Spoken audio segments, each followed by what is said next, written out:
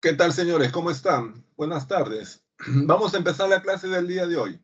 Ya esta semana vamos a trabajar historia universal. Vamos a ver un conjunto de temas que cronológicamente empiezan en la época de la Grecia de la antigüedad y vamos a avanzar hasta la época casi del final de la Edad Media con las llamadas cruzadas. También les quiero señalar que, como siempre, ustedes tienen aquí el chat para hacer las preguntas que crean pertinentes. E igualmente, ustedes tienen un servicio que se conoce como el multichat para que tutores académicos puedan responder algunas preguntas sobre los temas de historia que necesiten, digamos, profundizarse, aclararse. Bueno, depende también de las inquietudes que ustedes puedan tener. ¿Ya? Vamos entonces a la clase del día de hoy. Les voy a compartir la presentación de esta semana. Entonces vamos a empezar. A ver, ya ustedes están observando seguramente la presentación de esta semana. Como ustedes pueden ver, dice desde Grecia hasta las cruzadas. ¿Ya? Vamos entonces con el primer tema. Justamente es el caso de Grecia. A ver, estamos hablando entonces de la Grecia de la época de la antigüedad. Casi digo la época clásica, pero en realidad la época clásica es una de las etapas de la historia de Grecia. Grecia atravesó diversas etapas a lo largo de su historia, como vamos a ver ahora, y eso es importante de alguna manera distinguirlo. Vamos entonces, a ver, los griegos de la antigüedad son un conjunto de pueblos que habitaron los Balcanes y algunas otras regiones colindantes aproximadamente desde el año 2500 a.C.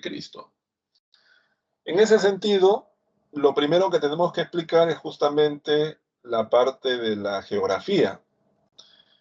Y en ese sentido también hay que señalar que la geografía que habitaron los griegos estuvo formada por diversas áreas o zonas, que fueron ocupando en diversos momentos, que fueron tomando importancia en diversos momentos.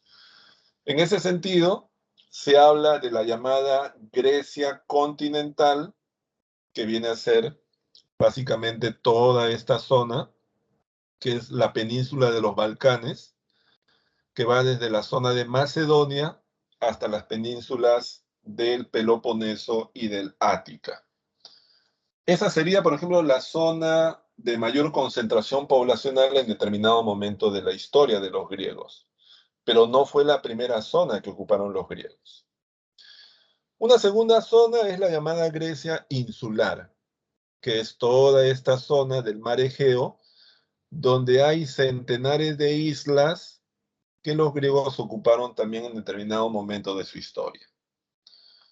Una de esas islas muy famosas es la isla de Delos. Luego está la llamada Grecia asiática o Grecia jónica, que es toda esta zona del cercano oriente, toda esta zona de las costas del Asia que dan hacia el Mediterráneo, y que en determinado momento de la historia, los griegos, especialmente los atenienses de origen jonio, ocuparon y formaron colonias. Y una cuarta zona es la llamada Grecia Magna, que es básicamente la parte sur y las islas de la península itálica, que los griegos también colonizaron en otros momentos de la historia y fundaron importantes colonias como Síbaris, Siracusa, entre otras. Entonces, vemos ahí cómo en realidad el mundo geográfico de los griegos fue bastante diverso, fue bastante cambiante, fue importante algunos en un momento, otros en otros momentos de la historia. También hay que señalar que los griegos pues son relevantes por una serie de aportes que de alguna manera los han sobrevivido y que forman hoy día las bases de la sociedad occidental, de la sociedad moderna. Por un lado tenemos la democracia. La democracia, como ustedes saben, es una forma de gobierno cuyas ideas, digamos, más básicas se encuentran justamente en la historia de los griegos, especialmente en la historia de una ciudad conocida como Atenas. Justamente los atenienses fueron los que inventaron una forma de gobierno basada en el poder de los ciudadanos para elegir autoridades y en la distribución del poder en diversas instancias de ejercicio del mismo. Es lo que serían las bases de la democracia. También los griegos inventaron formas de razonamiento, formas de pensamiento, como es, por ejemplo, la filosofía, que es una forma de pensamiento que aparta a las causas sobrenaturales para explicar los fenómenos tanto de la naturaleza como de la sociedad. Eso es lo que conocemos como filosofía. Y además la lógica, que es un procedimiento mediante el cual se somete el pensamiento a ciertas pruebas, digamos, que pueden dar en este caso con la verdad o la falsedad, al menos argumentativa. También desarrollaron algunos géneros literarios, como por ejemplo el drama, como por ejemplo el tema de la tragedia, la historia, entre otros. Igualmente desarrollaron también la oratoria. Esto fundamentalmente tal vez estuvo relacionado al hecho de que la política griega tenía que ver mucho con el convencimiento de los ciudadanos en torno a algunas decisiones o algunas ideas que los políticos tenían. De ahí que los políticos tenían que exponer sus ideas en las ágoras públicas para convencer a los ciudadanos y ganar su voto. Y esto es lo que probablemente llevó al perfeccionamiento del arte oral, de la exposición de las ideas, la defensa de los principios, la construcción de argumentos, la belleza en este caso en la retórica, que es finalmente lo que conocemos como la oratoria. Igualmente los griegos desarrollaron festividades en honor a sus divinidades, las palatenaicas, las dionisiacas y las famosas olimpiadas, las cuales han sobrevivido a lo largo del tiempo con variaciones, yo diría hasta con un sentido diferente, y que consideramos nosotros que son las predecesoras de nuestras prácticas deportivas competitivas modernas llamadas olimpiadas. Y los griegos, creo que su aporte tal vez más importante para la historia posterior es la ciencia. Los griegos fueron los inventores de la ciencia, de la idea de lo que es la ciencia. Inventaron ciencias específicas como la geografía, como la propia historia, como la astronomía. Pero todo eso porque los griegos fueron tal vez de los primeros que pensaron dos cosas claves, tres en realidad. La primera es la idea de que el mundo natural y el mundo social aparentemente es caótico, pero que en el fondo en realidad está regulado por leyes y principios. Entonces, lo que ellos decían, detrás del caos del mundo existe un cosmos. La palabra cosmos significa orden. Segundo, de que ese cosmos u orden es posible de conocer. El mente humano puede comprender ese cosmos, es decir, puede comprender esas leyes, esas regularidades, esas relaciones. Y en tercer lugar, para lograr ese conocimiento y esa comprensión, se debe utilizar un procedimiento sistemático, un procedimiento en el cual uno observe, se cuestione, recoja evidencias, las analice, establezca conclusiones, es decir, el método científico. De esa manera los griegos sentaron las bases de la ciencia. Vean entonces los importantes aportes que estos pueblos realizaron para la historia posterior de la humanidad. Los periodos de la historia el mundo griego los podemos ver aquí. Los griegos atravesaron 6 etapas a lo largo de su historia: la etapa cretense minoica, la etapa cretense micénica, el periodo oscuro, el periodo arcaico, el periodo clásico y luego viene una época conocida como la época helenística. Los primeros habitantes asociados a la historia de Grecia fueron los llamados pelasgos. Los pelasgos fueron un conjunto de pueblos provenientes del Asia, probablemente de origen camita, que llegaron a la isla de Creta aproximadamente hacia el año 2500 a.C.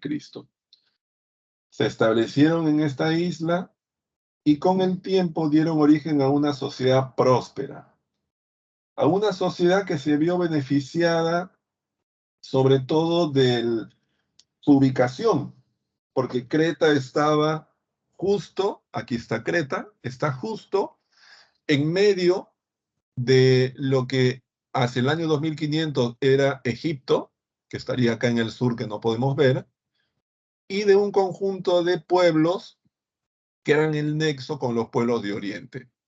Así que Creta, en este caso los pelasgos de Creta, se beneficiaron de esa situación geográfica y desarrollaron una próspera sociedad basada en el comercio marítimo. Una sociedad en la cual los puertos, los almacenes, los palacios, como el Palacio de Nosos, el Palacio de Faestos, fueron el poder de esa sociedad. Se conoce como una talasocracia porque en las tipologías del poder, sociedades basadas en el gobierno de aquellos que detentan el control del comercio marítimo se conoce justamente como talasocracia. Esta época de prosperidad que duró 1000 años y que seguramente para los habitantes de estas sociedades parecía algo que nunca iba a acabar, algo eterno, terminó cuando en el año 1500 una oleada de pueblos invasores llegó desde el continente, atravesó los Balcanes y cayó sobre Creta. Fueron las invasiones de los pueblos aqueos, unos pueblos guerreros portadores del bronce que asolaron toda la zona de Creta, destruyeron a la sociedad minoica y dieron origen a un nuevo periodo conocido como la etapa micénica. Sus nuevos centros de poder fueron las ciudades de Tirinto, de Micenas. El eje de la vida dejó de ser el comercio y se convirtió en la agricultura y la guerra. Estos pueblos llamados aqueos sometieron a los pelasgos y es en esta época en la cual probablemente hacia el siglo XIII es que ocurre la llamada Guerra de Troya. Es decir, los habitantes de Grecia, que en este momento son los aqueos, que es un pueblo ario, se enfrenta a un pueblo asiático ubicado en lo que actualmente sería Turquía. Es la Guerra de Troya. El motivo, controlar el acceso al Mar Negro, controlar el acceso a las rutas comerciales en el Mediterráneo Oriental. Resultado de la guerra, los aqueos se imponen a los troyanos. Sin embargo, los aqueos van a ser víctimas hacia el siglo XII de una nueva invasión. Es la llegada de los pueblos dorios, jonios y eolios, que también llegan desde Europa. Probablemente son pueblos racialmente similares a los aqueos. Invaden todos los Balcanes, someten a los aqueos, los asimilan tal vez culturalmente, y se da inicio a una etapa conocida como el periodo oscuro. El periodo oscuro es una etapa en la cual los griegos, que hasta ese momento fueron un pueblo abierto hacia el mundo exterior, un pueblo de comerciantes, de guerreros, ahora se van a encapsular en sus fronteras en los Balcanes. Son siglos en los cuales la historia griega es una historia de conflictos internos, es una época en la cual el comercio, por ejemplo, en el Mediterráneo, va a pasar a manos de los fenicios. Y Grecia vive, digamos, una época de oscuridad, como se dice ahí en el título del periodo. Esto termina más o menos hacia el siglo IX, siglo VIII, cuando ocurren dos fenómenos, pero hay uno, digamos, que es primero en el tiempo, que es la aparición de una nueva forma de emplazamiento territorial que a su vez da origen a una nueva forma de organización política, que es la aparición de la ciudad-estado griega conocida como la polis. ¿Qué es lo que ocurre?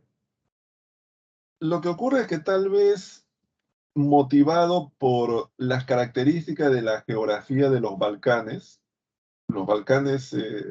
son una península atravesada por una gran cantidad de formaciones montañosas que forman valles angostos, largos, pero que de alguna manera están separados de valles contiguos a pocos kilómetros.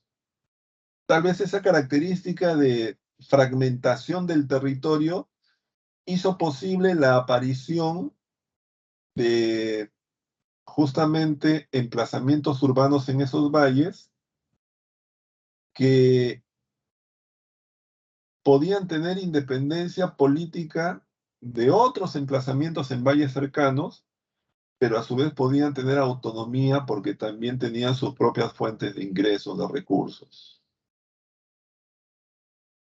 Es decir, la geografía de los Balcanes había hecho posible la aparición de ciudades con independencia política y económica, que es lo que se denomina la ciudad-estado griega o la polis griega. Un ejemplo es Esparta. Esparta, por ejemplo, es un emplazamiento o era un emplazamiento urbano ubicado en el valle de Laconia, a orillas de un río llamado Eurotas, que solamente tenía dos vías de comunicación con el mundo exterior, pero que dentro de su región tenía el río, extensos campos de cultivo y tenía además importantes fuentes de hierro, que es lo que le dio a Esparta el gran poder político el gran poder militar que todos admiramos. No era solamente el tema de la educación espartana orientada a la vida militar, sino era que disponía de una fuente permanente de hierro para producir armas, algo que no podían hacer otras polis, que tenían que comerciar, tenían que comprar. En realidad, los espartanos tenían armas gratuitas, por decirlo de alguna manera. Pero esa autonomía es el origen de la polis griega. Entonces, lo que ocurre es que los Balcanes van a estar ocupadas por una gran cantidad de polis autónomas, 30 aproximadamente en el siglo VIII, en el siglo VII. Ahora, aparte de esto, también hay que señalar que si bien había autonomía política y económica, los ciudadanos de las polis griegas se sentían parte de una misma cultura, de una misma tradición. Y esto era porque compartían elementos comunes. Primero, eran de la misma raza, eran arios. Segundo, hablaban la misma lengua que era el griego, aunque con dialectos como el jonio, dorio, eolio, colio. Tercero, tenían la misma religión, es decir, le rendían culto a los mismos dioses, Palas Atenea, Cronos, Dionisio, Zeus, Poseidón. Y cuarto, participaban de las mismas festividades.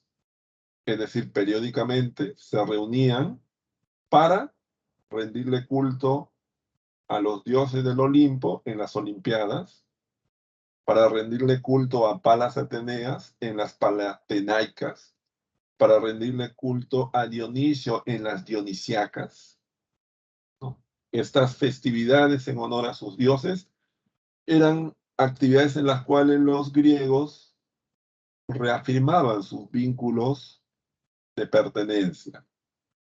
Y luego se iban a la guerra, algo que a nosotros nos parece muy extraño, ¿no? Pero recuerden que la historia justamente es el estudio del pasado en el cual los hombres y las mujeres vivían, pensaban y sentían de una manera muy diferente a como lo hacemos nosotros, ¿no?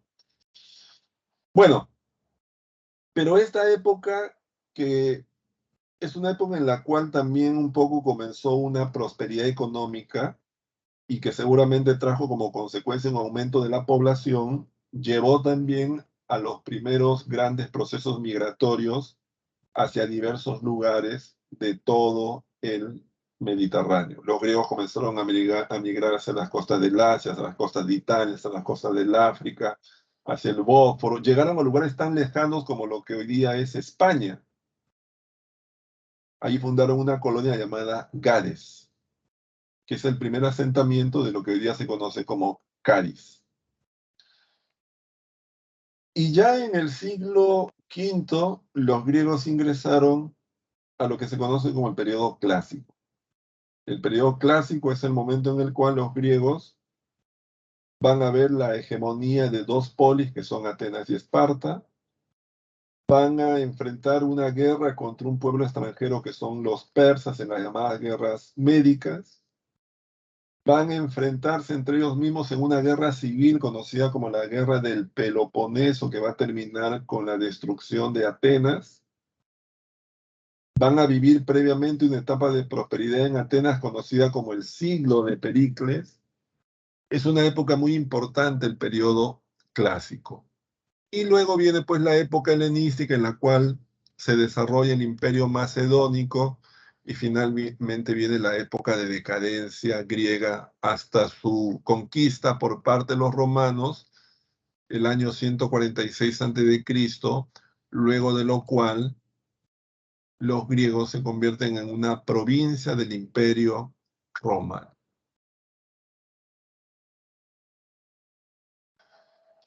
Vamos ahora a ver el caso de Esparta. Ya vamos a ver ahora algunos temas de la historia de Grecia. Vamos a ver el caso de Esparta. Esparta era una polis de origen dorio que estuvo ubicada en la península del Peloponeso, valle de Laconia, a orillas del río Eurotas. Una polis orientada básicamente a la agricultura.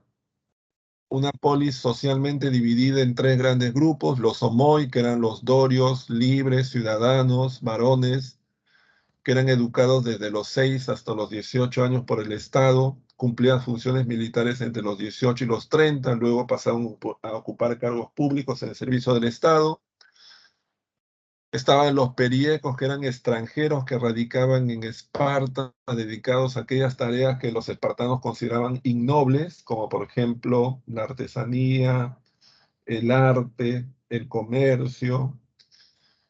Y luego estaban los ilotas, que eran descendientes de los antiguos pelasgos, que vivían en covachas alrededor de Esparta, que trabajaban las minas, trabajaban el campo y que periódicamente eran asesinados como parte del entrenamiento de la formación militar de los homoi. Los ilotas eran esclavos del Estado. En Esparta no había esclavos de propiedad privada. Políticamente, Esparta era una oligarquía, es decir, era un sistema de gobierno que aseguraba el poder de un pequeño grupo de homoi, los homoi que tenían mayor poder económico. Esta oligarquía era de donde salían los dos reyes que gobernaban Esparta. Un rey que cumplía funciones militares, otro que cumplía funciones religiosas. Eran conocidos como basileus, eran reyes electos que gobernaban hasta su muerte, pero luego de lo cual tenían que elegirse otros reyes. La oligarquía también era la que nutría la formación de la Jerusa y de los éforos. La Jerusa era la asamblea de los hombres mayores. Los éforos eran en este caso los jueces, que además fiscalizaban a los reyes. Y la pela, que era la asamblea popular, también estaba integrada por, en este caso, homoi, mucho más joven. Pero no, la idea es cuál es: no todos los homois podían formar estas instituciones. Eran instituciones en realidad formadas solo por los homois más ricos, la oligarquía, y además los cargos en la Jerús, en los Ofros y en la Pela eran cargos que se pasaban de familiar en familiar, no, no eran producto de la elección. Ahora, ya uno dentro de la Pela, ya uno dentro de la Jerusalén, obviamente votaba votaba, por ejemplo, para elegir reyes. Entonces no era una democracia, como de repente se puede uno confundir porque hay varias instancias, ¿no? Porque en realidad los ciudadanos no elegían. Los ciudadanos por derecho formaban las instituciones de gobierno. Y además, no todos los ciudadanos, sino los ciudadanos ricos, la oligarquía. Vamos a ver cómo es diferente en el caso de Atenas. Atenas era otra polis, era una polis ubicada en la península del Ática, ¿no? De origen jonio, dedicada al comercio, fue la ciudad comercial más próspera de Grecia a lo largo de toda su historia. En su época de máximo apogeo llegó a poseer 1000 trirremes, 1000 barcos. Controló el comercio en el Mediterráneo oriental durante varios siglos. Su organización social tenía en primer lugar a los atenienses, que eran los ciudadanos libres, que tenían plenos derechos políticos. También había, obviamente, atenienses ricos, oligarcas, atenienses pobres. Estaban los metecos, que eran los extranjeros que radicaban en Atenas sin derechos políticos, y los esclavos, que podían ser esclavos de propiedad privada y esclavos de propiedad estatal. Los atenienses a lo largo de su historia pasaron por diversas formas políticas. En determinado momento, por ejemplo, tuvieron una forma política exactamente igual a la de los espartanos, es decir, con un pleno poder de la oligarquía. Incluso en algún momento el poder en Atenas fue tomado por un solo individuo, que es lo que se conoce como la tiranía. Justamente cuando los oligarcas, en este caso atenienses, derrotaron a los tiranos, uno de esos oligarcas, llamado Clístenes, se planteó un problema, y era cómo evitar que en el futuro un tirano como Hipias vuelva a tomar el poder. ¿Cómo evitar que en el futuro algún otro ciudadano ateniense tomara el poder de forma ilegal? Y por lo tanto, lo que hizo Clístenes, y por lo cual se le considera el padre de la democracia, es establecer 4 reformas que se derivan del principio de isonomía, es decir, igualdad ante la ley. Primero, los ciudadanos atenienses ya no van a estar divididos en 4 tribus de aristócratas, sino en demos, en distritos. Segundo,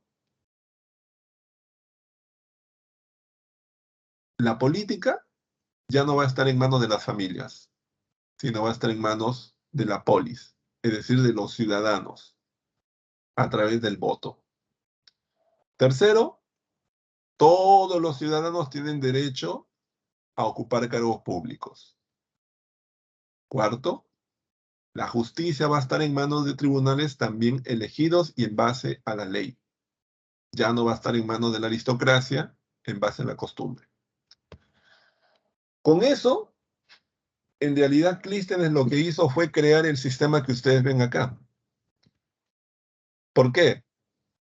Porque estableció 4 instancias de gobierno: el arcontado, los eliastas, la bule y la eclesia, pero cuyos miembros tenían que ser elegidos por todos los ciudadanos, no solo por los aristócratas, es decir, no solamente por los ricos, no solo por los oligarcas, sino todos los ciudadanos atenienses podían elegir a los miembros de las 4 instituciones de poder. Además, esos cargos no eran eternos, esos cargos eran por un tiempo determinado. Esa es la razón por la cual Clístenes es considerado el padre de la democracia. El arcontado era el poder ejecutivo, eran los ministros que ejecutaban las decisiones de las asambleas. Eran 5, aunque después fueron también 9, fueron cambiando. Los eliastas eran los jueces, la bule, la asamblea que proponía leyes, la eclesia la que la aprobaba. Así que el poder de alguna manera estaba equilibrado. Las guerras médicas. Las guerras médicas fueron los enfrentamientos entre los griegos y los persas en la primera mitad del siglo V. El motivo, la expansión de los persas, que para el siglo V habían llegado a las costas del Asia Menor. Los persas habían llegado a esta zona del Asia y habían sometido a las colonias griegas, entre ellas Mileto, y las habían convertido en tributarias del imperio. Y por otro lado también el deseo de los griegos y de los propios persas de controlar las rutas del Mediterráneo, del mar Egeo. La guerra se inició cuando la colonia de Mileto, sometida por los persas, intentó liberarse con ayuda de los atenienses. Sin embargo, esta revuelta fracasó e inmediatamente los persas sofocaron la rebelión de Mileto y se enteraron de que esta había sido azuzada, instigada por los atenienses, y por lo tanto se pusieron como objetivo castigar a Atenas. Ese fue el inicio de las llamadas guerras médicas. Las guerras médicas, como ustedes saben, terminaron con la derrota de Persia, el triunfo de los griegos, pero especialmente de los atenienses, que habían formado la llamada Confederación de Delos, que era una confederación militar que consistía básicamente en que la armada ateniense se ponía al servicio de todas las otras polis griegas, las cuales tenían que financiarla con pagos regulares. Así que cuando la guerra termina, cuando se firma la paz de Simón, el imperio persa entra en una fase de decadencia. Los atenienses logran hegemonía, liderazgo y riquezas, porque para los atenienses la guerra, si bien fue un sacrificio en términos militares, políticos y humanos, sin embargo para los atenienses la guerra fue un negocio, porque eran los barcos atenienses los cuales transportaban soldados, mercancías, vituallas. Eran los atenienses quienes otorgaban préstamos a las otras polis para poder costear los gastos de sus ejércitos y luego cobraban intereses. Así que Atenas y la Confederación de Delos se enriquecieron con la guerra. Por eso es que la época posterior a las guerras médicas se conoce como el siglo de Pericles, porque Atenas se convirtió en una ciudad próspera económicamente, que fomentó la cultura, el arte, la ciencia. Pero también las guerras médicas le dieron un protagonismo mayor a los generales, a los militares, a los estrategos, algo que se vería en la época posterior, en las guerras de Peloponeso. Así que luego de las guerras, y más o menos entre el año 450 y el año 430, Atenas vivió una época de esplendor. Fue el centro cultural, político y económico del mundo conocido en esos momentos. Por ejemplo, los romanos iban en esa época a Atenas a disfrutar del arte, la cultura, la ciencia. Es más, los romanos se habían inspirado incluso un siglo antes en las instituciones políticas de Atenas para crear las instituciones políticas de la República. El Senado romano de alguna manera se basaba en el ejemplo de la pena de la Iglesia. Pero toda esta prosperidad de Atenas obviamente generó el resentimiento de otras polis, especialmente de Esparta. Así que el año 431 se daría inicio a las llamadas guerras del Peloponeso, que es una guerra entre ciudades griegas. Se formó la coalición de la Liga del Peloponeso dirigida por Esparta, que ahora se iba a enfrentar a la Confederación de la Liga de Delos, liderada por Atenas. Esas guerras tenían como motivo la rivalidad entre estas dos polis, pero también el deseo de dominar totalmente los Balcanes, que hasta ese momento era una sociedad políticamente fragmentada.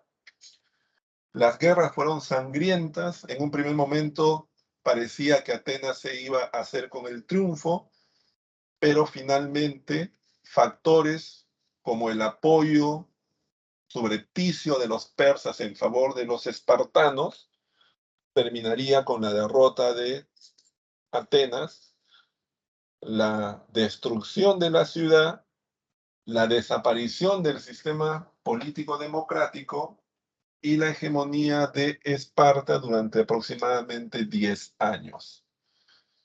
Breve dominio de Esparta, luego de lo cual siguió el dominio de otra ciudad conocida como Tebas, y ya en el siglo IV, gradualmente desde el norte, una ciudad que hasta ese momento era considerada una ciudad menor, bárbara, llamada Macedonia, se iría poco a poco haciendo del poder.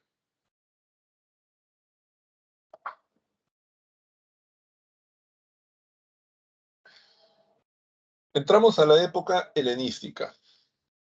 La época helenística se inicia en el siglo IV, cuando en el norte de los Balcanes, en el límite geográfico que eran las montañas de Macedonia, existía una ciudad llamada Macedonia que los griegos consideraban casi salvaje. Se cuenta que los griegos no invitaban a los macedonios a las Olimpiadas. Los macedonios siempre se sintieron menospreciados por las otras polis griegas, pero en el siglo IV, especialmente durante el gobierno del rey Filipo II, los macedonios dieron origen a un proceso de expansión político y militar a través de una serie de tratados de alianza, a través de una serie de conquistas que gradualmente los llevaron a someter a todas las polis de Grecia. Sobre todo se aprovecharon de la debilidad de esas polis luego de las guerras del Peloponeso. Lo cierto es que Filipo muere, va a ser sucedido por su hijo Alejandro Magno, y es durante el gobierno de Alejandro Magno que los macedonios van a dar inicio a un hecho inédito en la historia de Grecia, que es la expansión externa. Es decir, los griegos se van a embarcar en una serie de conquistas fuera de los Balcanes. Van a conquistar el norte del África, Egipto, van a conquistar toda la zona del cercano oriente, van a llegar a la zona de Mesopotamia, Persia, y prácticamente van a llegar hasta los límites de la India, hasta el río Indo específicamente. Sin embargo, Alejandro muere relativamente joven y tras su muerte, su imperio va a ser dividido entre sus generales. Por ejemplo, Egipto va a quedar en manos de su general Ptolomeo. Pero lo importante en realidad de todo este proceso de Alejandro, de conquistas, formación imperial, es que en ese proceso de expansión militar y política, la cultura griega, con todo lo que eso implica, se va a expandir y va a penetrar a otras sociedades de Oriente. Pero a su vez también los griegos van a asimilar elementos culturales, conocimiento, religión de esos pueblos de Oriente. Es decir, las guerras de Alejandro van a motivar una especie de mezcla, simbiosis, ¿no? Un crisol en realidad cultural y científico y religioso inédito en la historia humana, de lo cual en realidad hay productos maravillosos. Por ejemplo, la astronomía, el nacimiento de la astronomía como ciencia, es en realidad el encuentro entre esa capacidad racional y metódica de observación de los griegos y las miles de observaciones que los pueblos de Oriente tenían sobre los fenómenos del cielo a lo largo de siglos. Es decir, sin ese razonamiento científico metódico de los griegos, de esas observaciones que pueblos como los sumerios, acadios, persas habían realizado, pero que le daban interpretaciones en realidad religiosas, no hubiese sido posible el surgimiento de la astronomía. Esa es una de las grandes, por ejemplo, consecuencias de este proceso de helenización a partir de las guerras de Alejandro Magno. Bueno, luego de la muerte de Alejandro, la desaparición del Imperio Macedonio, Grecia entra en una fase ya de decadencia política y militar, sigue siendo un foco cultural importante hasta que en el siglo II los romanos someten a los griegos y Grecia se convierte en una provincia del Imperio Romano. Vamos a ver ahora el caso de Roma.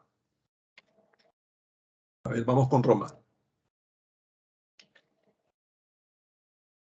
Bueno, Roma, como ustedes saben, es el nombre de una civilización que surgió en el siglo VIII a.C.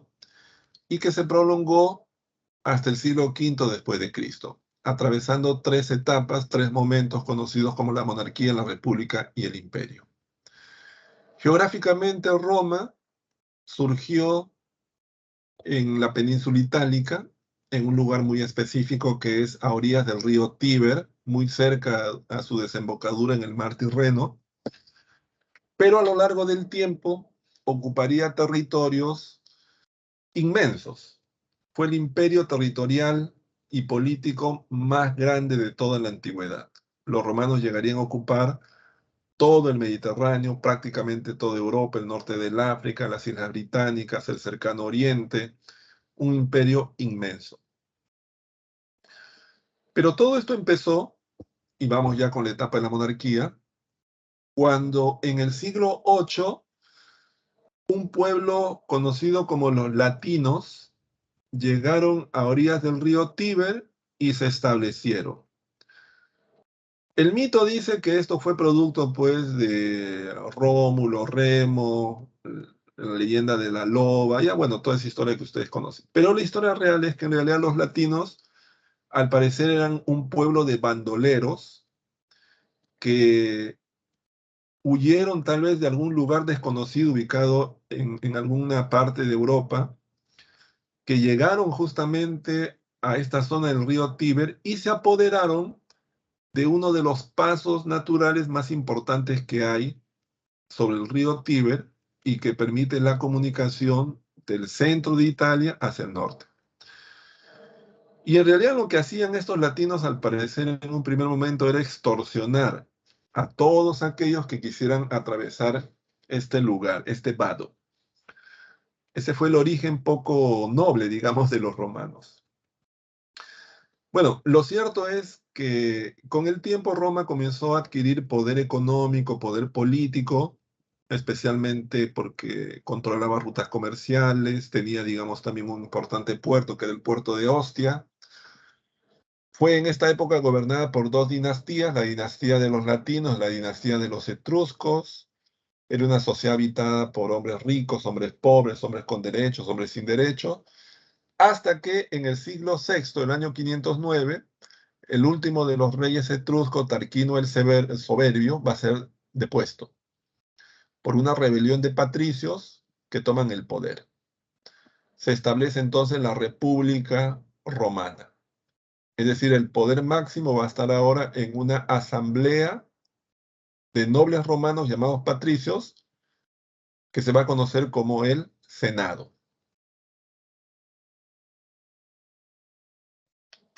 Antes de explicar la época de la República, expliquemos aquí la organización social que está en esta diapositiva.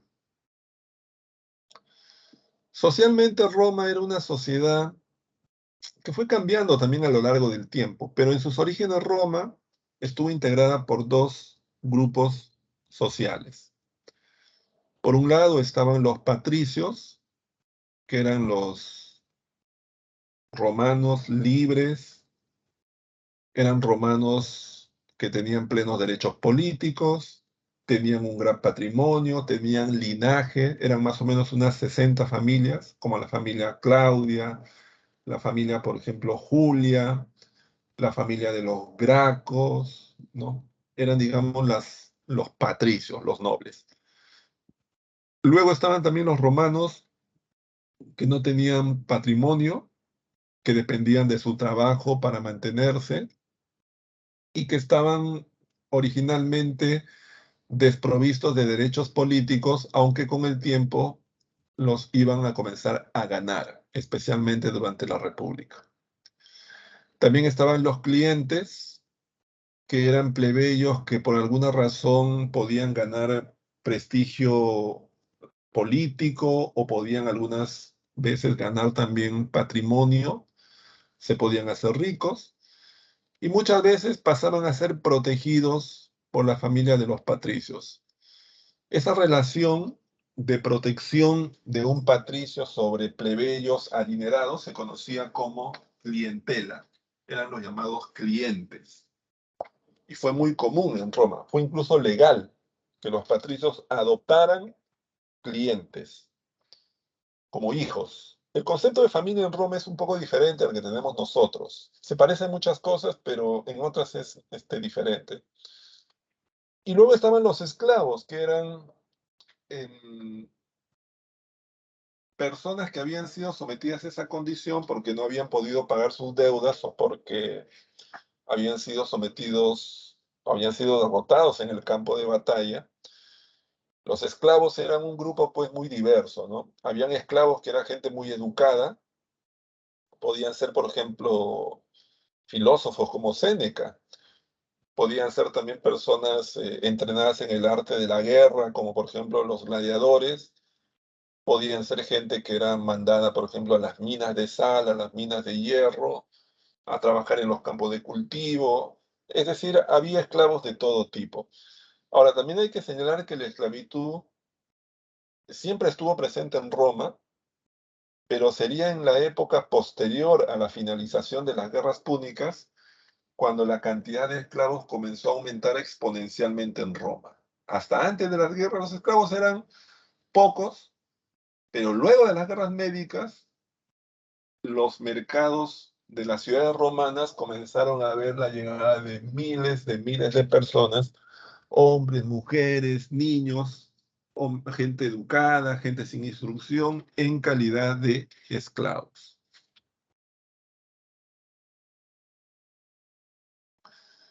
La época de la República la podemos asociar primero al surgimiento de las instituciones más importantes de gobierno.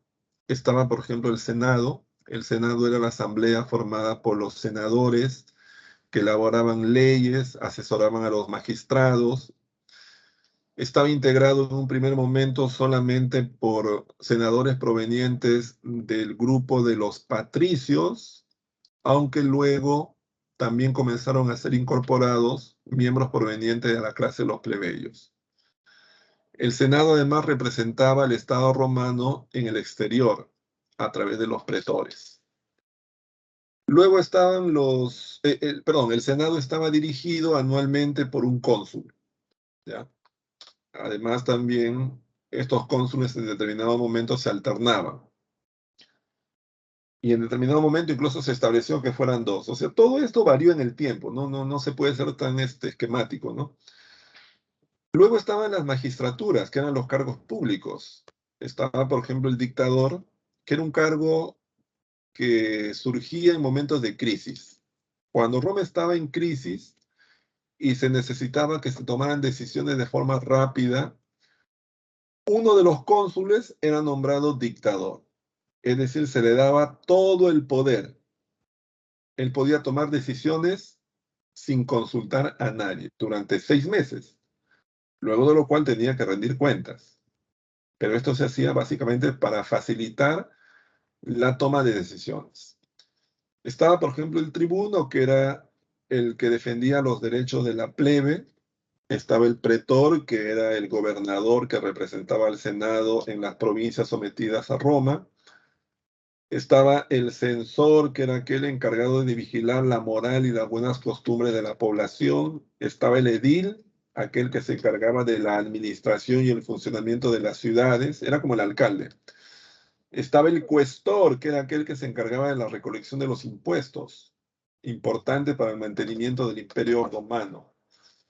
Y luego estaban las asambleas, que eran tres: la asamblea tribal, la asamblea curial y la asamblea centurial, que tenían diversas funciones, ¿no? Declaraban la guerra, aprobaban determinadas leyes, elegían magistrados. Estas asambleas estaban integradas en algunas por nobles, otras por plebeyos y otras por la mezcla de ambos.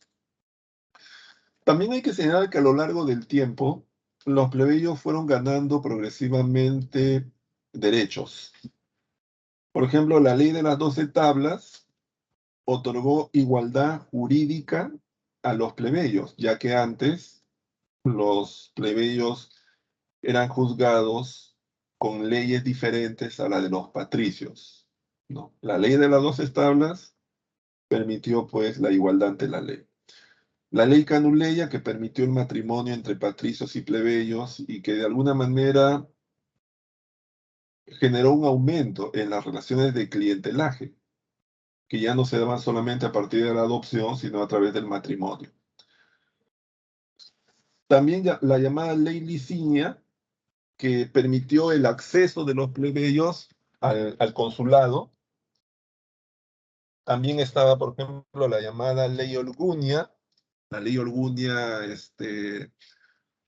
permitía, por ejemplo, que los plebeyos accedieran al colegio sacerdotal, que en realidad era más que un cargo, era un cargo religioso, pero que tenía implicancias políticas económicas, porque los miembros del colegio sacerdotal tenían opinión ante el Senado y por otro lado también se encargaban o se beneficiaban del cobro de todos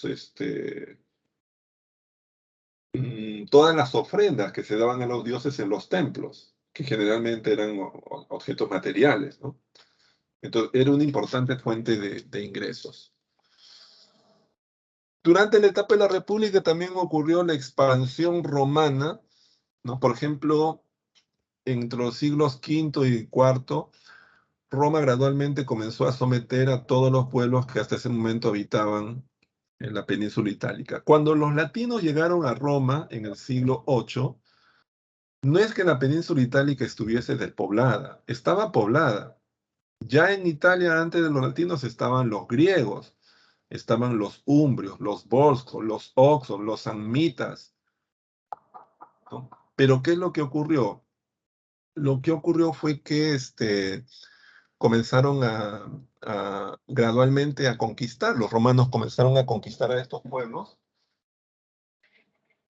los fueron sometiendo uno a uno, ¿no? Algunas de esas conquistas los romanos las explicaban posteriormente mediante algunas leyendas, ¿no? Por ejemplo, la leyenda de los sabinos.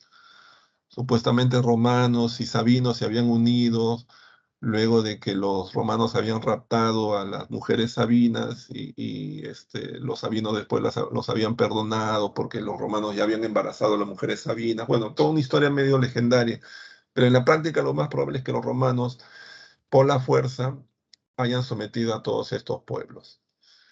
Luego también, ya en el siglo III y en el siglo II, durante las guerras púnicas, Roma también sometió a los cartagineses. Los cartagineses eran en el siglo III la principal potencia comercial del Mediterráneo. Los cartagineses controlaban el comercio en el Mediterráneo occidental, los cartagineses tenían el control de Sicilia, de Cerdeña, y los romanos, que ya para ese momento tenían el control de toda Italia, deseaban también apoderarse de esos territorios y de esas rutas, y eso dio inicio a las llamadas guerras púnicas. Las guerras púnicas terminaron con la derrota y la destrucción total de Cartago, y Roma pasó a convertirse en la primera potencia comercial del Mediterráneo, y ya en esos momentos llegó a ocupar el norte del África, Sicilia, Cerdeña, Cartago, Córcega y sobre todo Hispania. Y ya en el siglo II, Roma ocupó otros territorios, ocupó todo el norte del África, conquistó Libia, Egipto, conquistó la zona de Macedonia, Grecia, y luego llegó pues a la zona del cercano oriente, especialmente la zona de Palestina. Quedarían todavía algunas zonas por conquistar. Estaba pendiente todavía la conquista de Britania, la conquista de Germania y la conquista de la zona de Persia. pero eso sería, digamos, ya en la etapa imperial. En el siglo I a.C., sin embargo, Roma experimentó problemas. Uno de esos problemas fue la llamada reforma agraria. Una de las cosas que estaba ocurriendo en Roma en el siglo II era que el aumento de la esclavitud había desplazado del trabajo agrícola a los plebeyos. Los dueños de los latifundios preferían el trabajo gratuito de los esclavos al trabajo remunerado de los plebeyos. Y unos tribunos de la plebe que pertenecían a la familia de los Graco intentaron aplicar algunas reformas para mejorar esa situación. La ley agraria, impulsada por Tiberio Graco, y la ley frumentaria por su hermano Cayo Graco, sin embargo, colisionaron con los intereses económicos de la oligarquía de los patricios romanos, quienes en el Senado no aprobaron esas leyes, acusaron a los Graco de conspiración y luego fueron pues asesinados uno después de otro. En el siglo I también ocurrió otro hecho, y es en realidad que Roma se había convertido en una sociedad en la cual la política comenzaba a ser dominada por los militares. El Senado prácticamente había perdido poder real, el poder estaba en manos de aquellos que tenían el control de los ejércitos de las legiones romanas, y eso se vio en la Primera Guerra Civil que enfrentó a los generales Mario y Sila, que terminó con el triunfo de Sila, estableció una dictadura de casi una década. Luego de su muerte, los tres hombres más poderosos de Roma, que eran Julio César, Pompeyo y Craso, decidieron establecer una alianza conocida como el primer triunvirato. Sin embargo, esa alianza que mantuvo a Roma durante una década en paz, terminó con la guerra civil entre los tres y con el triunfo de Julio César, quien también estableció una larga dictadura de 7 años. Los partidarios de la República, temiendo de que Julio César restableciera la monarquía, decidieron asesinarlo. Sin embargo, esto fue contraproducente, porque los seguidores de César, liderados por su sobrino nieto Octavio y por su principal general Marco Antonio, se embarcaron en una guerra contra los asesinos de César, que fueron derrotados, y junto a un personaje muy popular en esos momentos en Roma, que fue Lépido, establecieron un segundo triunvirato que duró 5 años y que terminó con el inicio de una guerra entre Octavio y Marco Antonio, una guerra civil que finalmente terminó el año 32 a.C., con la derrota de Marco Antonio y la reina egipcia Cleopatra en la batalla de Actium en las costas de Grecia, y que marcó el fin no solo de Marco Antonio y Cleopatra, sino el fin de la República Romana. Porque a partir de ese momento, Roma se convirtió en una sociedad imperial. El poder pasó ahora a manos de una sola persona, que era en realidad aquel que tenía el control del ejército. El primero que tuvo ese cargo fue justamente Octavio, al cual se dieron todos los poderes: príncipe, cónsul, dictador, Augusto. En realidad era un imperatore, que es el título que comenzó a ser usado para denominar a estos personajes. Durante la época del Imperio Romano, es en la época de Augusto, donde se alcanzó una gran estabilidad política y social. Durante cerca de 40 años Roma vivió un clima de paz que no había experimentado pues desde épocas anteriores, especialmente todo el siglo I había sido un siglo de permanentes guerras.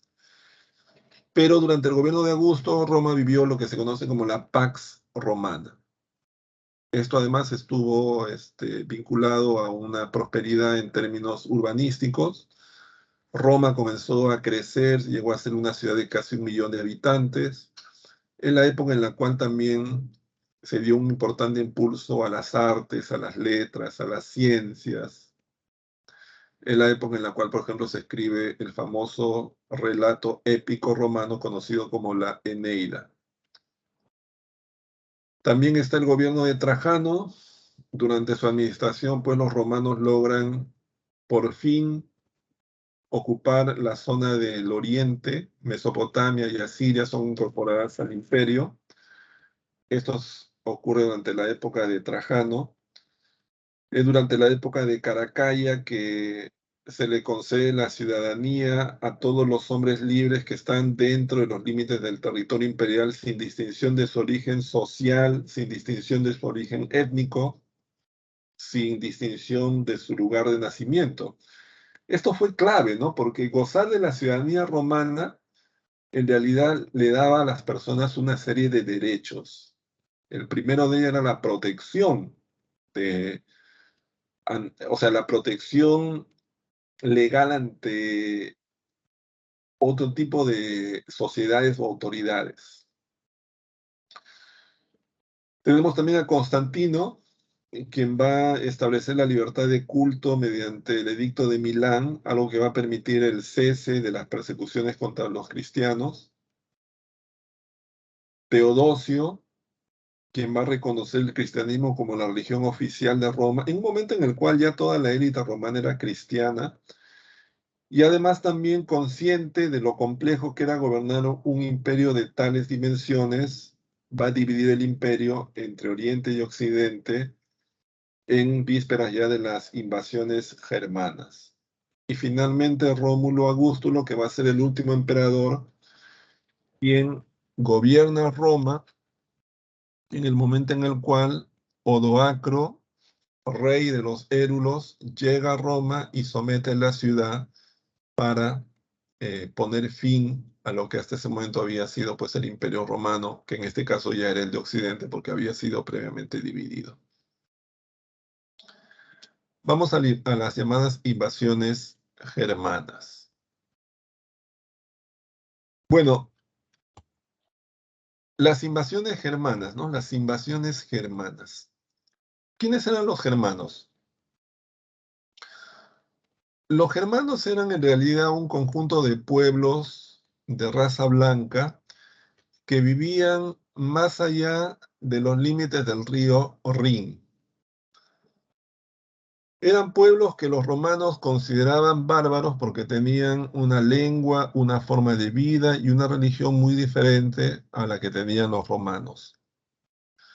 Además, los romanos consideraban a estos bárbaros como pueblos que no se podían adaptar a la forma de vida de los romanos, que básicamente era una vida en la ciudad, era la vida civilizada, por decirlo de alguna forma. Los romanos además desde siempre tuvieron una relación de interacción con los germanos. Los germanos individualmente penetraban en el imperio y se empleaban como colonos, agricultores, artesanos, comerciantes, y muchas veces se incorporaban a los ejércitos romanos en calidad de mercenarios. En otras ocasiones también Roma periódicamente realizaba incursiones en territorio germano y asesinaba miles de germanos, un poco para mantener demográficamente controlada a esta población ante el temor que invadieran los territorios del imperio. Sin embargo, posiblemente en el siglo IV hubo una serie de factores que iban a generar la invasión violenta de los germanos sobre el territorio imperial. Una de esas razones puede ser el cambio climático, probablemente cambios climáticos ocurridos en el norte de Europa generaron pues una disminución del clima que iba a llevar a que los germanos buscaran tierras mucho más cálidas en el sur.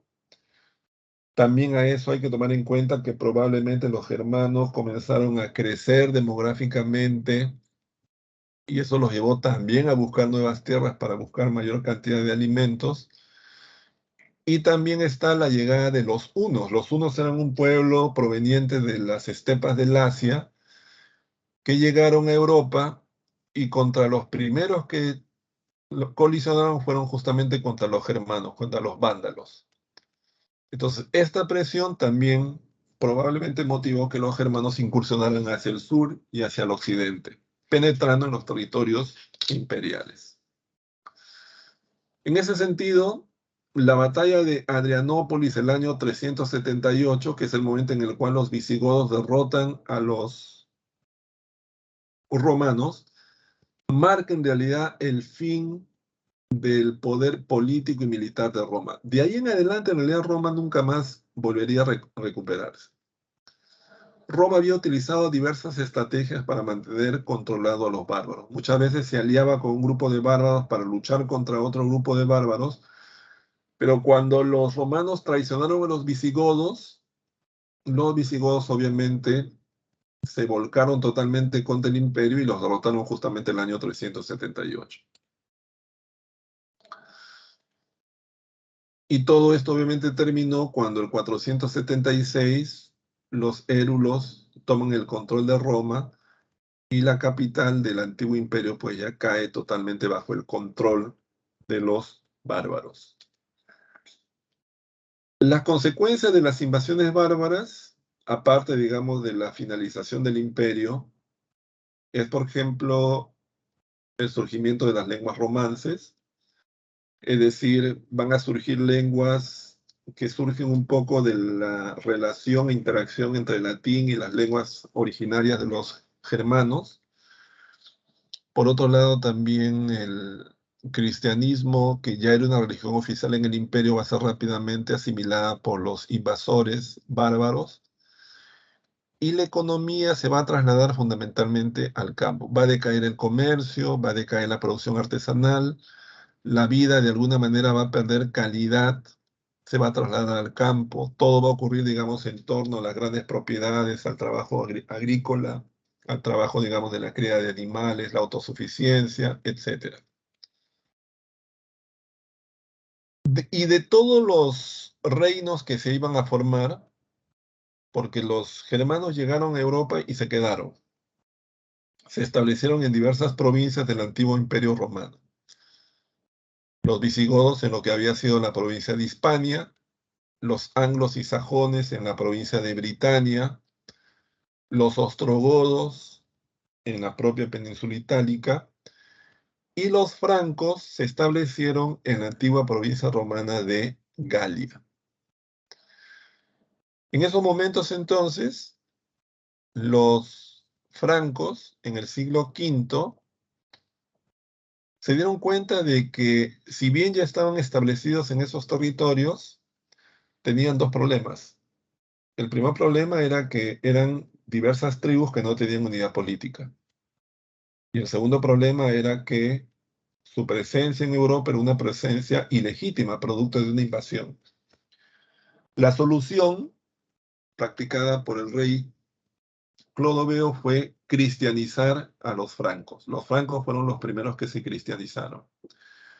Y al cristianizarse, los francos solucionaron esos dos problemas, porque en primer lugar, al cristianizarse, eso les dio una identidad, en este caso religiosa y después política, a todas las tribus francas.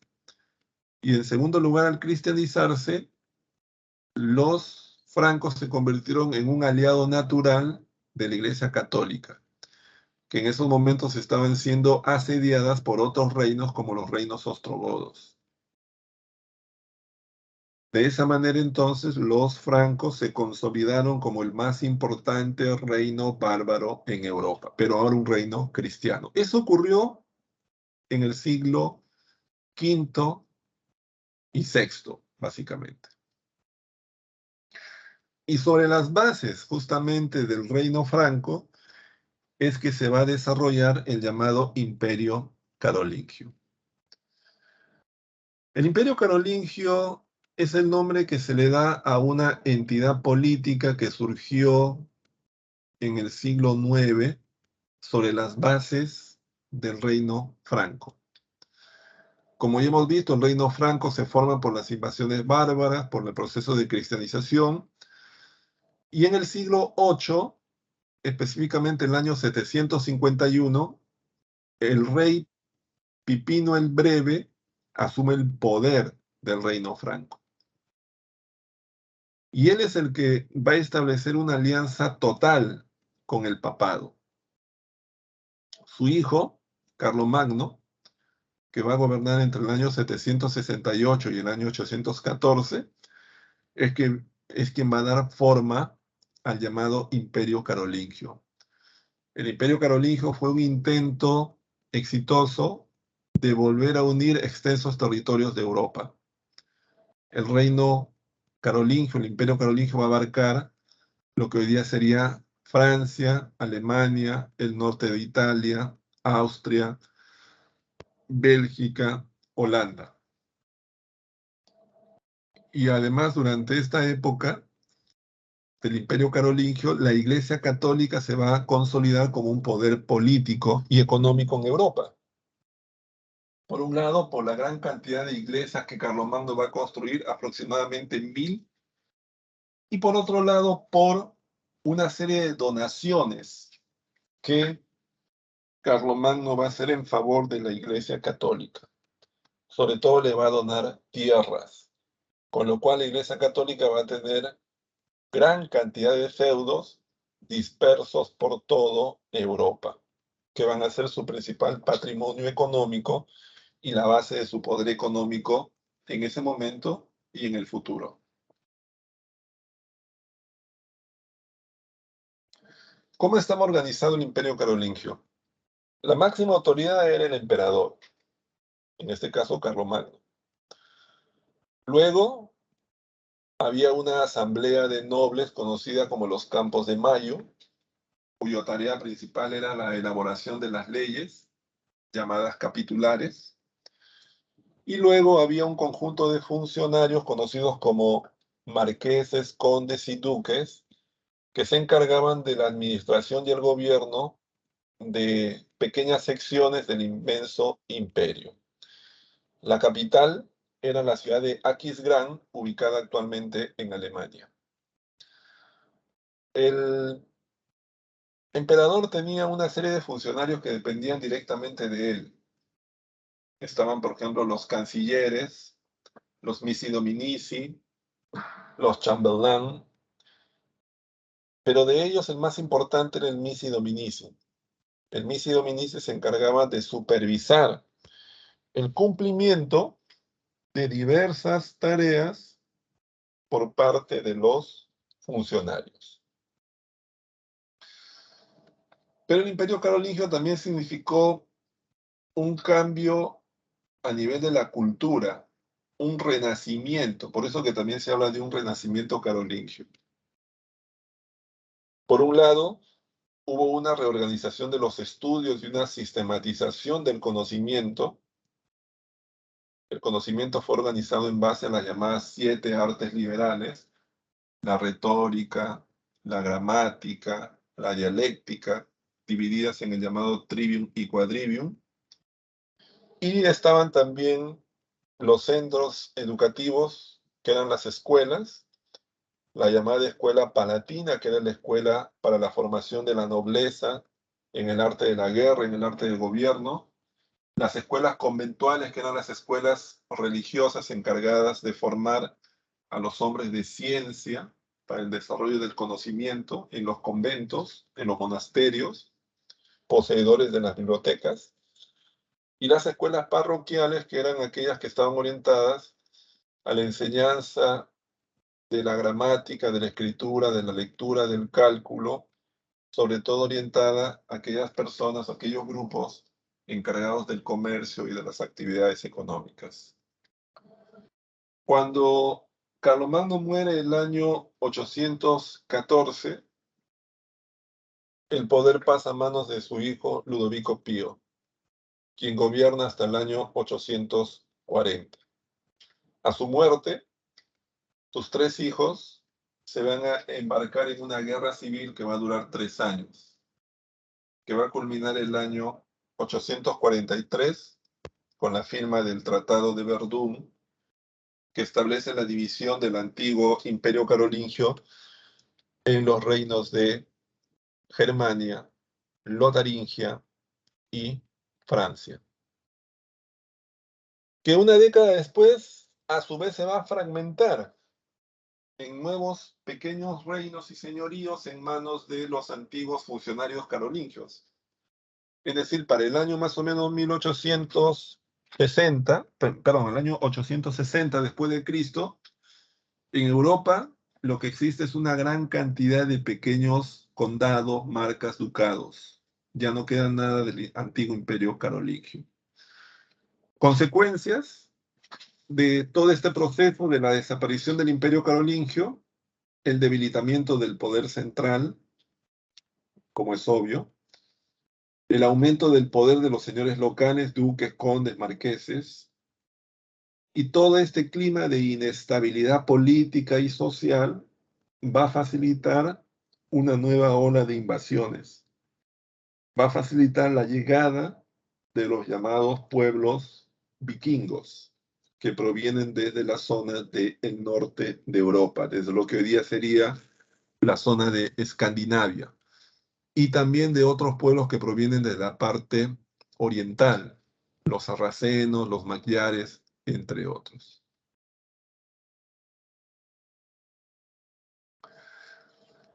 Vamos ahora con el Imperio Bizantino. Bueno, el Imperio Bizantino tiene sus orígenes en el Imperio Romano de Oriente. Como ustedes ya recuerdan, Teodosio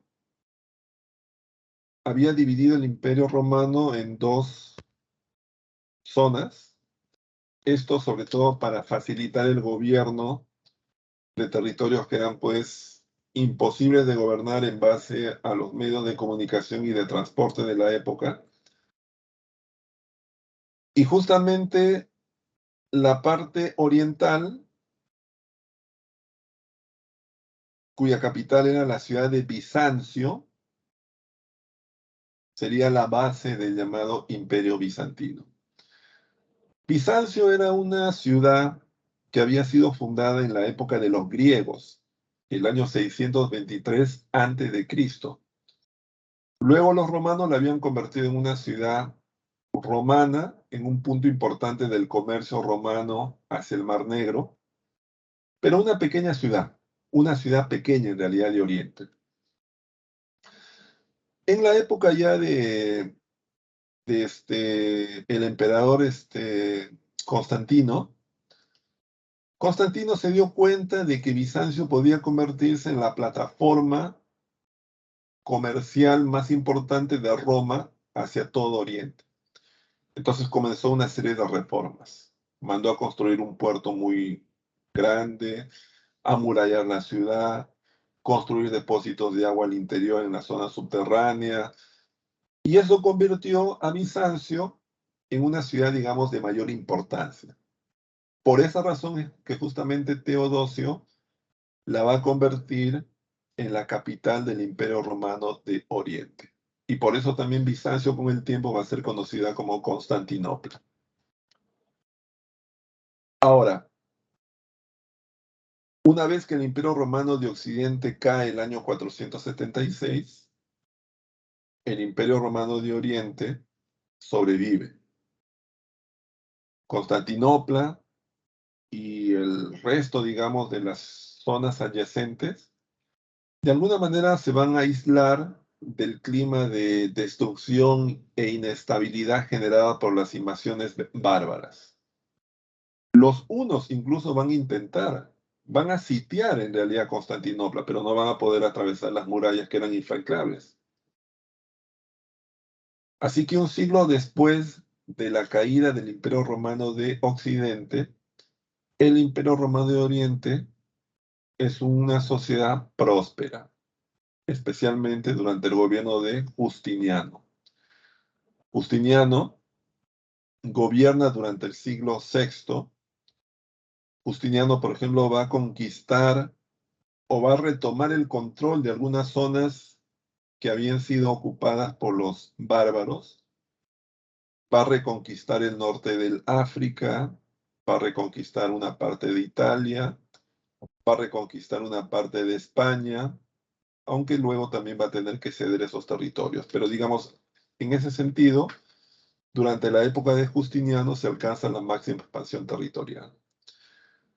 Justiniano también es el que da inicio a la construcción de la iglesia de Santa Sofía, que durante mucho tiempo va a ser la construcción con la cúpula más grande de todo el mundo. Pero tal vez la obra más importante de Justiniano es que va a mandar a recopilar toda la legislación elaborada durante la época romana. Va a contratar a centenares de escribas que van a recorrer toda Europa para hacer copias de las leyes romanas. Producto de esto van a ser publicadas las décadas y las pandectas, así como las compilaciones. Una de las más importantes es el llamado Corpus Juris Civiles. Gracias en realidad a esta tarea es que un conjunto de instituciones jurídicas romanas han llegado hasta nuestro presente. Tal vez se hubiesen perdido en el tiempo sin esta tarea mandada a realizar por Justiniano. Instituciones como, por ejemplo, el matrimonio, la tutela, el testamento, tienen sus orígenes en la legislación romana, pero han llegado a nosotros a través justamente de la obra de recopilación, sistematización y publicación realizada por Justiniano. En el campo político, el Imperio Bizantino estaba gobernado justamente por un emperador, pero era un emperador que tenía poder en el plano civil y en el plano religioso.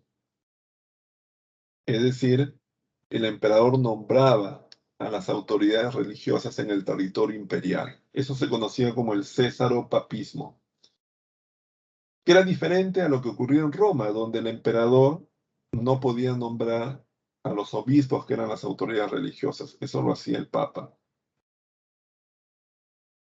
En el campo religioso, en el Imperio Bizantino se gestó en el siglo XI el llamado Cisma de Oriente, que fue la separación de la iglesia del Imperio Bizantino de la iglesia romana, por cuestiones que tenían que ver justamente con las disputas en el nombramiento de las autoridades y en algunos puntos de carácter más doctrinal. Finalmente las iglesias se separan y se forma la llamada Iglesia Ortodoxa Griega, que es la iglesia que predomina en el mundo bizantino. Y uno de los aspectos más importantes de Bizancio es que Bizancio en realidad sería durante prácticamente toda la Edad Media el lugar en el cual se iban a resguardar una gran cantidad de elementos que pertenecieron a la cultura greco-latina. Gran parte, por ejemplo, de las obras de Aristóteles fueron conservadas en Bizancio y estaban perdidas en Europa.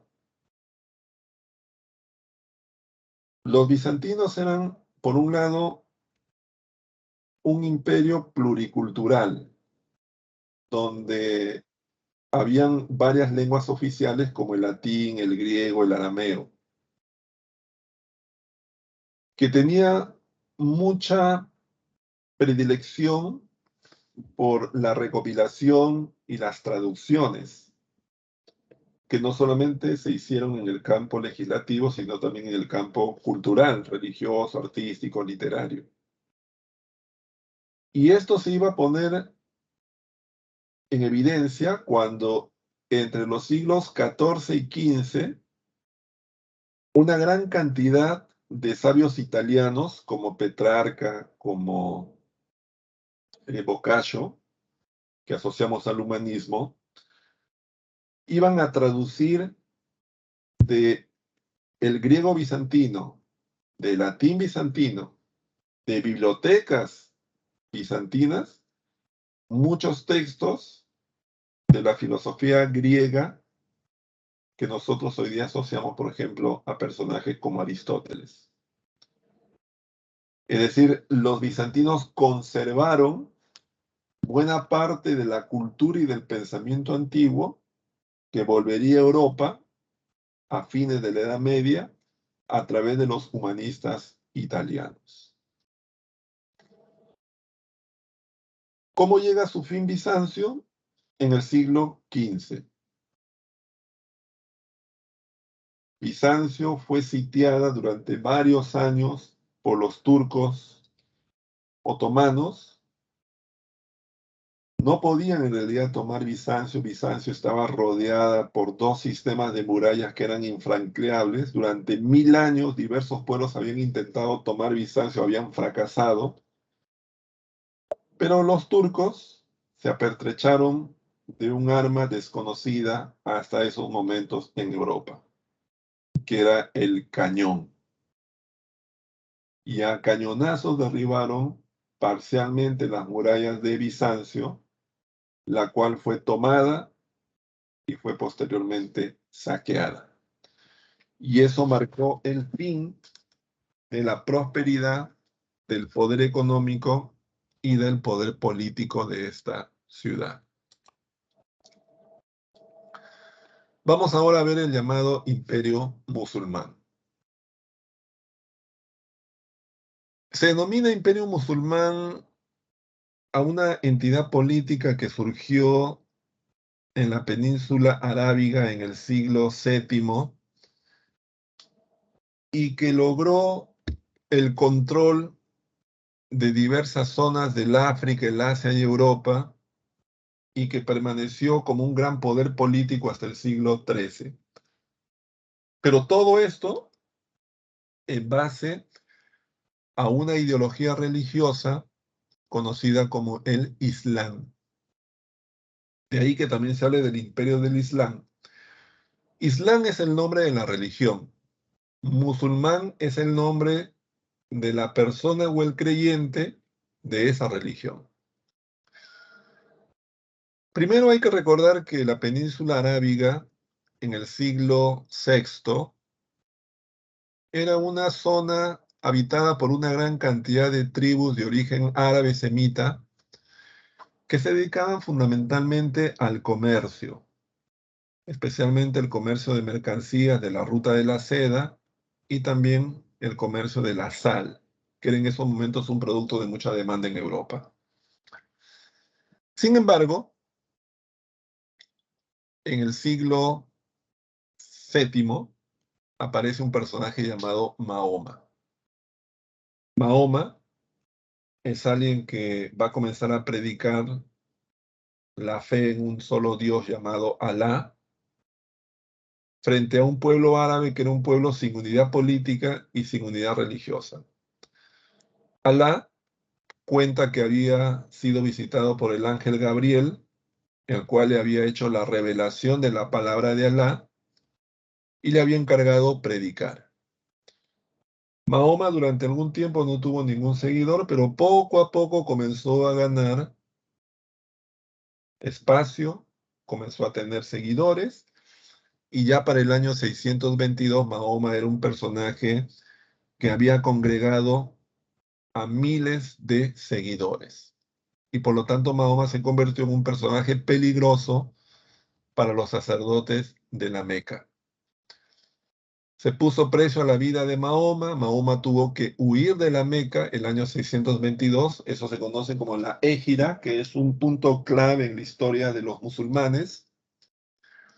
Se refugió en la ciudad de Medina, llamada Yatrib, y desde ahí inició la Guerra Santa contra los impíos. Y luego logró derrotarlos, logró unir a los árabes, logró de alguna manera dar origen a una sociedad basada en la religión de Alá con un gran poder económico y político.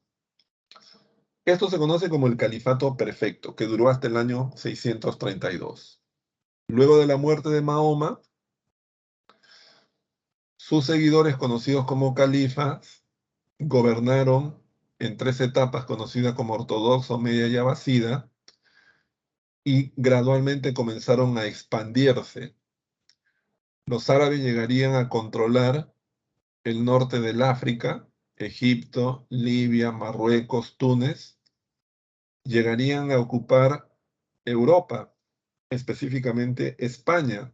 El año 714, el califa Tarik derrotaría al rey visigodo Don Rodrigo en la batalla de Guadalete. Y hacia Oriente, los musulmanes llegarían a conquistar el llamado Imperio Sasánida, con lo cual los árabes se convirtieron pues en un imperio territorial incluso mucho más grande que los bizantinos. Bueno, con los bizantinos sino de alguna manera no llegaron a someterlos, ¿no? No hubo tampoco un interés por controlar esa zona. Políticamente, el imperio musulmán estaba al mando del califa, que era un jefe político y religioso. Se transmitía el poder a través de la herencia, del parentesco.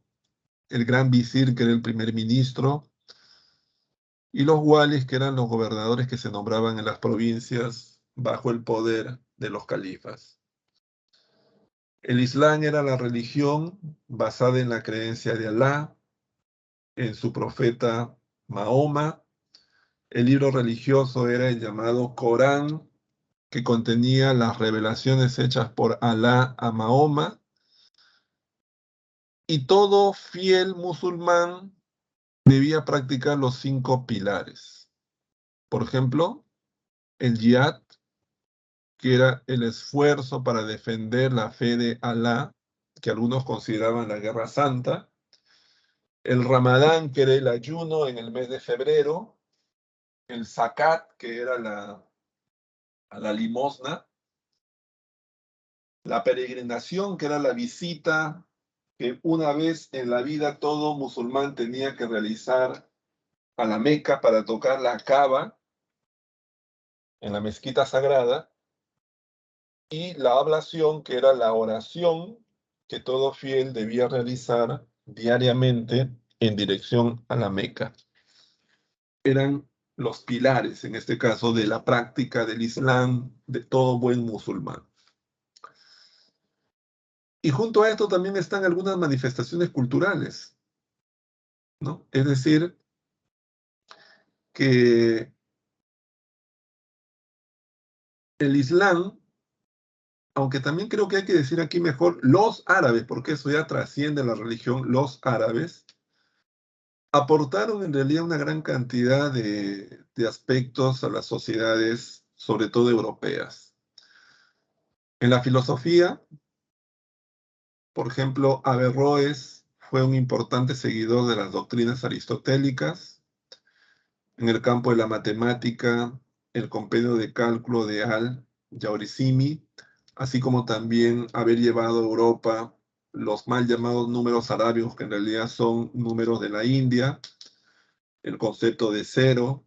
En la medicina, por ejemplo, el canon de medicina de Avicenas, el uso del alcohol, los ungüentos, el mercurio, la farmacopea, los jarabes. En el campo de la literatura, por ejemplo, Las Mil y Unas Noches, el propio Corán, que también puede ser tomado como una obra literaria. En la arquitectura, la construcción de los alcázares, las mezquitas. En la agricultura, por ejemplo, los sistemas de riego, el cultivo del arroz, el cultivo de la caña de azúcar, así como fueron también los que llevaron a Europa elementos que provenían del Oriente Lejano, como por ejemplo la pólvora, el papel, la brújula, entre otras cosas. Entonces, en ese sentido, los árabes fueron un puente importante y también los productores de una serie de elementos culturales claves. El feudalismo, señores, el feudalismo. ¿Qué es el feudalismo? El feudalismo es un sistema político, económico y social predominante durante una parte de la Edad Media en Europa occidental entre los siglos IX y XIII, que se basaba en 2 principios. El primero, el poder emana de la propiedad de la tierra. El que tiene tierras bajo la forma de latifundio es poderoso. Segundo, las relaciones al interior de la sociedad feudal son relaciones personales, relaciones entre vasallos y señores, entre señores y siervos. El feudalismo surge porque al finalizar el imperio carolingio, el poder político en toda Europa se fragmenta, ya no hay poder de reyes y emperadores, sino es el poder de los duques, condes, marqueses, señores. Y en segundo lugar, porque se crea un clima de inestabilidad a partir de las invasiones del siglo IX, de los normandos, de los magyares, de los sarracenos, entre otros. Políticamente el feudalismo se caracteriza por la fragmentación territorial, como ya estoy señalando, porque la vida está asociada básicamente al campo, las ciudades prácticamente desaparecen y no tienen importancia, lo mismo que el comercio, lo mismo que la manufactura, la artesanía, cobran mayor importancia la economía de autoabastecimiento, la agricultura, la ganadería. Al interior del feudo se producen todos los productos complementarios para subsistir. Y socialmente,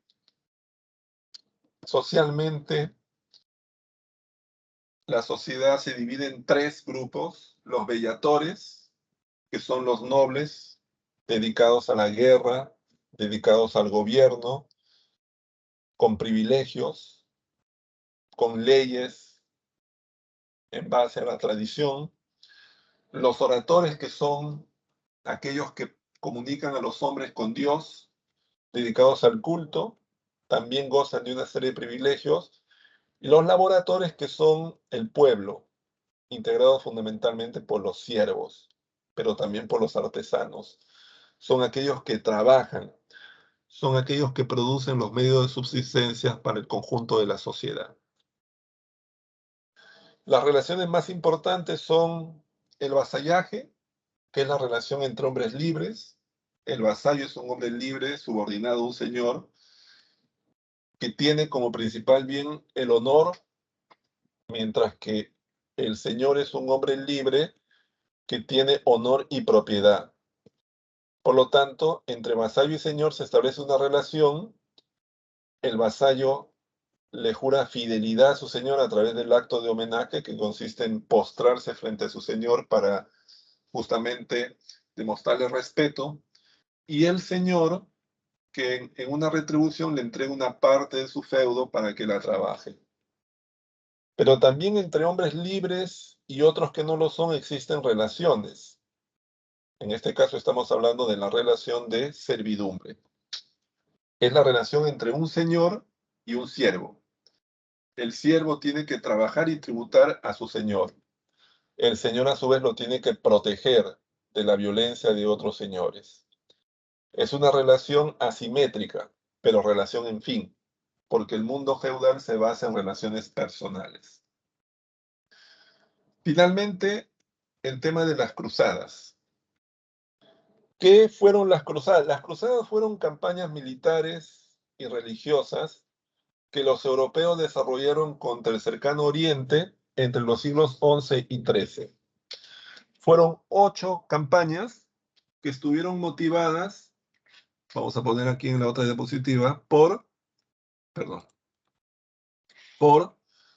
un lado, el aumento demográfico en Europa, que generó que en realidad cientos de europeos vieran en la cruzada una manera de encontrar tierras, riquezas, nuevas esperanzas, en una especie de forma de colonización.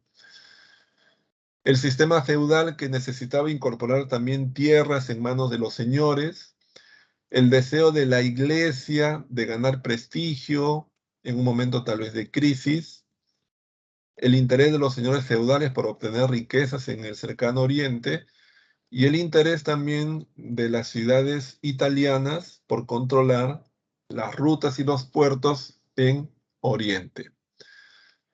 El pretexto fue que en el año 1076 Jerusalén fue tomada por los turcos seleucidas, y de alguna manera para los europeos no era posible tolerar que los lugares en los cuales Jesús nació, vivió y murió estuviera en manos de musulmanes.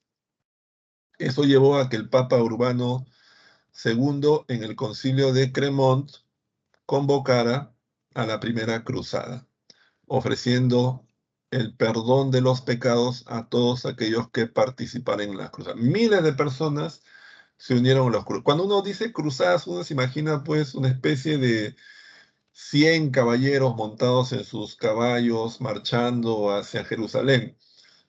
Eso no es así, en realidad. Si una descripción mucho más correcta es que en realidad las cruzadas eran, imagínense, una especie de miles de personas marchando por los caminos, formados por sí, algunos en sus caballos, portando sus armas, pero también había carretas de gente pobre, comerciantes, y todo lo que acompaña a las grandes multitudes, ¿no? Había también gente dedicada al negocio, la prostitución, la venta de cosas para alimentarse en el viaje, porque estamos hablando en realidad de grupos de 10.000, 15.000 personas que se trasladaban lentamente rumbo a Oriente. Fueron como grandes movilizaciones humanas, ¿no? Mucha gente se dice que vendió todas sus propiedades para embarcarse en una cruzada. Obviamente lo que obtuvo fue en algunos casos la muerte y en el mejor caso el retorno sin fortuna. Las cruzadas fueron 8, ¿no? La primera cruzada terminó con la conquista de Jerusalén. La segunda cruzada fue un fracaso. Este, los cristianos, pues, si bien trataron de tomar Damasco, fueron derrotados, se tuvieron que replegar hacia Jerusalén. Y en la tercera cruzada, los cristianos fueron derrotados, fueron obligados a firmar el llamado Pacto de Siria, y Jerusalén fue retomada por los musulmanes al mando del sultán Saladino. La última cruzada fue la cruzada del año 1270, que consistió en la toma de Túnez y la muerte de Luis IX, un rey europeo. Así que las cruzadas no fueron exitosas. La única exitosa en realidad fue la primera, ¿no? O sea, fue la única exitosa y fue la única que tuvo como objetivo el lugar designado, ¿no? Que en este caso fue Jerusalén. Consecuencia de las cruzadas, las ciudades italianas tuvieron un auge importante, se enriquecieron con las cruzadas porque las ciudades italianas eran las que transportaban vituallas, alimentos, financiaban a los cruzados y de alguna manera se quedaron con el control de las rutas comerciales. Las cruzadas también incentivaron el intercambio cultural y comercial entre Oriente y Occidente, que sería un poco el preludio de lo que ya sería la finalización de la Edad Media y el inicio de la Edad Moderna. Las cruzadas también significaron una decadencia del poder de los señores feudales, porque cientos de duques, condes, marqueses murieron durante las cruzadas y aquellos que no murieron retornaron sin patrimonio a Europa, con lo cual perdieron poder económico y político. Y por lo tanto, indirectamente, las cruzadas permitieron un renacimiento del poder de los reyes, ¿no? Favoreció de alguna manera la centralización y el poder de los monarcas en Europa. Señores, unos minutos para la práctica y luego vuelvo para el solucionario. ¿Ya? A ver, concéntrese en la práctica.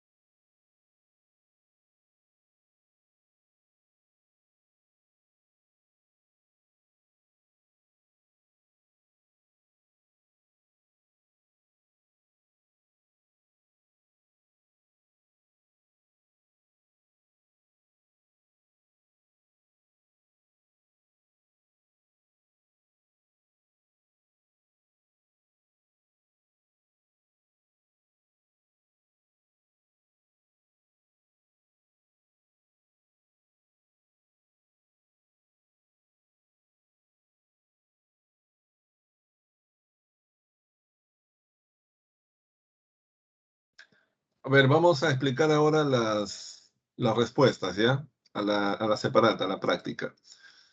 A ver, tenemos una primera pregunta, dice, la civilización griega se ubicó en la península de los Balcanes. Bueno, ya, al final lo que nos preguntan es que establezcamos la cronología correcta sobre la historia de los griegos de la antigüedad.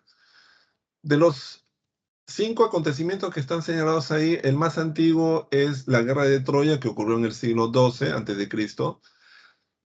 Luego podemos ahí colocar el nacimiento, en este caso, de las polis, entre el 6, el siglo 6 más o menos. Luego, los persas, es decir, las guerras médicas que ocurren en el siglo V. Luego, es el esplendor de Atenas, que es también del siglo V, pero después justamente de las guerras médicas. Y finalmente sería pues la batalla de Queronea, el triunfo de Filipo, que ocurrió obviamente en el siglo IV, ya en la época de la formación del Imperio de Macedonia. La respuesta entonces es la letra C. La pregunta número 2 es una pregunta que dice, es sobre la época de la República, ¿no? Es sobre la República, señale qué cosa es correcto. Dice, el gobierno se organizó en torno a 3 poderes, sí, Senado, Comiso, Magistraturas. Los plebeyos fueron obteniendo paulatinamente el reconocimiento de sus derechos a través de una serie de leyes como la Canuleya, sí, efectivamente. ¿La expansión territorial generó una distribución igualitaria de riqueza? No, la expansión territorial más bien generó problemas, porque las tierras llamadas ager publicus eran entregadas solamente a los generales que eran miembros de los patricios. Los plebeyos estaban exentos de esa generosidad. Quinto, perdón. Cuarto, fortalecimiento de las figuras militares, sí, eso es muy importante porque eso es lo que va a ocurrir a lo largo de toda la época de la República. La clave es la letra C.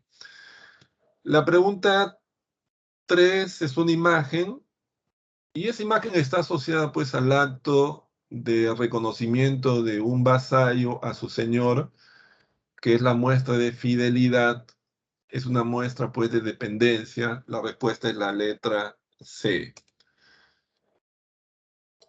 Y finalmente no, en la 4 tenemos un texto, una lectura que hay que en este caso completar. Y ahí creo que es bastante sencillo, ¿no? Es la letra B, es la respuesta correcta. Y la pregunta número 5 dice, sobre la religión árabe denominada Islam, establezca los puntos correctos de su fe. El fundamento religioso más importante del Islam fue la fe en Alá, sí, es una religión monoteísta. Está permitida la poligamia siempre que se tenga recursos, exactamente, pero para la élite, no para cualquiera. La IAD justifica acciones militares para expandir la fe en Alá, sí, por eso es llamada Guerra Santa. La peregrinación hacia la Meca es un pilar fundamental, sí, por lo menos una vez en la vida para tocar la Kaaba o piedra sagrada. ¿El Corán es una compilación de enseñanzas del profeta Mahoma? No, el Corán es en realidad un texto que compila la palabra de Mahoma, que es la revelación de Alá. Entonces es diferente, ¿ya? Puede llevar a confusión, pero es diferente. El Corán contiene la revelación hecha por Alá a Mahoma. No son propiamente las enseñanzas de Mahoma.